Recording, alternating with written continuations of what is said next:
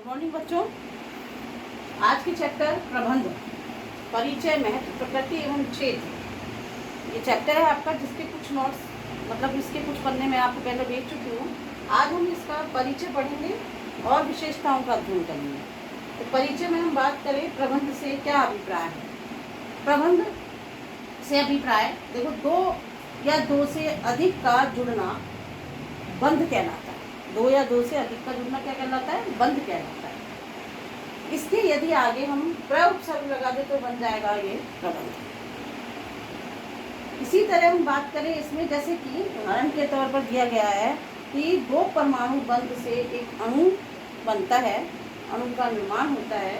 इसी तरह लोगों के जुड़ने से, उन्हीं के बंधन से क्या बनते हैं? समूह बनते हैं, संगठन बनते हैं, समाज बनते हैं, परिवार बनते हैं, परिवारों का निर्माण होता है। तो ये प्रबंध कहलाता है। ठीक है, प्रबंध के अंतर्गत हमको दिया गया है कि प्रबंध, जैसे इसमें बात की गई है कि दो या दो से अधिक व्यक्ति बंध करके समूह या संगठन बनाते हैं, उनका निर्माण करते हैं। बंधन से समाज और परिवारों की रचना होती है। परिवारों में रहकर व्यक्ति जीवन यापन करना सीखते हैं, जिससे सभ्यता और संस्कृति का निर्माण होता है।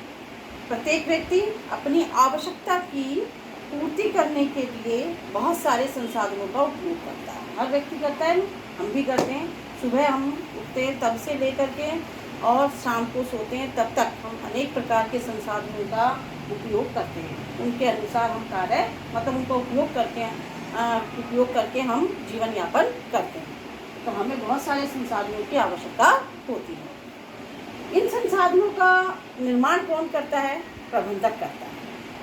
ये जो प्रबंधक होता है वह व्यक्ति होता है जो विभिन्न संसाधनों का उपयोग करके और विभिन्न प्रकार की आवश्यकताओं की वस्तुओं को निर्माण करके हम तक पहुँचाने का कार्य करता है। यानी कि इन संसाधनों की हम बात करें, ये संसाधन कौन से हैं? तो ये संसाधन है सामग्री, पूंजी, पद्धति, मानव, मशीन और बाजार। ये जितने भी संसाधन हैं ये पाषाण काल से हमारे सामने मतलब एक प्रबंधक के समक्ष आते रहे हैं, उनका वो उपयोग करते रहे हैं। हालांकि उस समय में उनका उपयोग अलग तरीके से किया जाता था। आज के समय में अगर हम वर्तमान की बात करें तो वर्तमान में उनका उपयोग अलग तरीके से किया जाता है। लेकिन इन सभी संसाधनों का उपयोग करके उपयोगी संसाधन तैयार किए जाते हैं, जिनके द्वारा मनुष्य की आवश्यकताओं की पूर्ति की जाती है। प्रबंधक इसीलिए ये कहा गया है कि जो प्रबंध है, इसका जो निर्माण हुआ है, इसका जो प्रादुर्भाव हुआ है, इसका विकास जो हुआ है, वो मानव सभ्यता के विकास से ही माना गया है। जिस समय मानव सभ्यता का विकास हुआ उसी समय प्रबंध का भी विकास होगा, प्रबंध के विषय का भी विकास हुआ माना जाता है। तो ये उतना ही पुराना है प्रबंध का विषय जितना कि मानव सभ्यता पुरानी है। इसी हम कह सकते हैं कि मानव सभ्यता का विकास कब हुआ? तो मानव सभ्यता का विकास सिंधु घाटी सभ्यता के विकास को माना जाता है। ये संपूर्ण विश्व में सबसे प्राचीन सभ्यता मानी गई है, क्योंकि इसका जो प्रादुर्भाव हुआ सिंधु घाटी सभ्यता का, ये 8000 वर्ष पूर्व हुआ। तो ये मिस्र की सभ्यता से भी प्राचीन सभ्यता मानी गई है। तो तब से ही प्रबंध का भी विकास हुआ माना जाता है, प्रबंध के विषय का भी विकास हुआ माना जाता है। इसी संदर्भ में प्रोफेसर प्लग हुए हैं। वैसे तो बहुत सारे प्रोफेसर्स ने अपनी अपनी अलग अलग विद्वानों ने परिभाषाएं दी हैं। तो मैंने यहाँ एक परिभाषा ली है प्रोफेसर प्लग की। इस परिभाषा में बताया गया है प्रबंध निर्णय करने, नेतृत्व प्रदान करने की क्या है? कला व विज्ञान है, जिसमें प्रबंधक निर्णय लेता है समय समय पर संसाधनों के निर्माण के लिए, और अब जो लोग उसके साथ काम करते हैं उनको वो नेतृत्व प्रदान करता है कि कौन सा कार्य उन्हें किस प्रकार से कब करना है। ये ही कला और विज्ञान क्या कहलाता है? प्रबंध कहलाता है। समझ में आया? दोबारा से हम देखें, प्रबंध क्या है? निर्णय करने, नेतृत्व प्रदान करने की कला और विज्ञान है। निर्णय से अभिप्राय क्या है कि प्रबंधक कौन है? वह व्यक्ति है जो कि प्रबंध संबंधी कार्य करता है।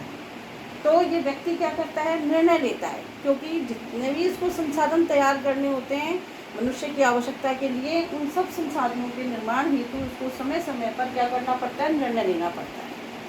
उस निर्णय को पूरा करने के लिए, क्रियान्वित करने के लिए ये क्या करता है, लोगों को नेतृत्व प्रदान करता है।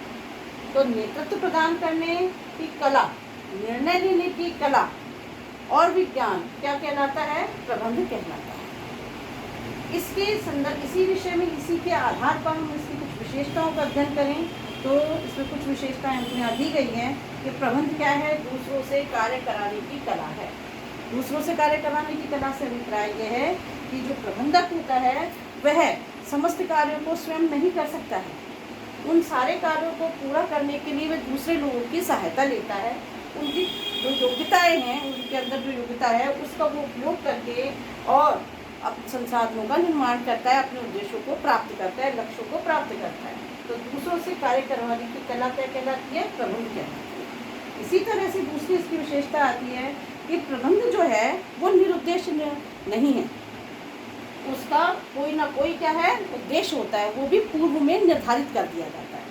तो पूर्व निर्धारित उद्देश्यों को प्राप्त करने के लिए प्रबंध कार्य किया जाता है। यानी प्रबंध क्या है, निर्धारित उद्देश्यों को प्राप्त करने की कला है।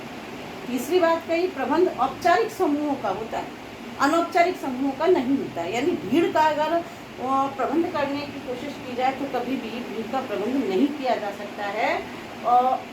औपचारिक समूह का ही, एक संगठन का ही प्रबंध किया जा सकता है। प्रबंध क्या है, मानवीय कार्य है, पशु पक्षियों के द्वारा किया जाने वाला कार्य नहीं है। ये एक ऐसा कार्य है जो मनुष्यों के द्वारा किया जा सकता है।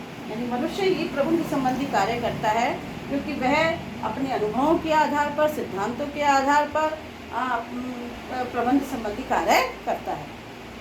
नेक्स्ट बताया है कि चुनौतीपूर्ण कार्य। प्रबंध कैसा कार्य है, चुनौतीपूर्ण, क्योंकि उसके सामने चुनौतीपूर्ण इसलिए कहा गया है क्योंकि प्रबंधक के सामने अनेक चुनौतियां आती है उसको, इन संसाधनों को उपयोग करने की। जो भी हमारे सामने सामग्री है, पूंजी है, पद्धति है, मानव मशीन है, इनका वह क्या करता है, उपयोग करके उपयोगी सामग्री तैयार करता है, उपयोगी वस्तुओं का निर्माण करता है, आवश्यकता की वस्तुओं का निर्माण करता है। तो ये चुनौतीपूर्ण कार्य है।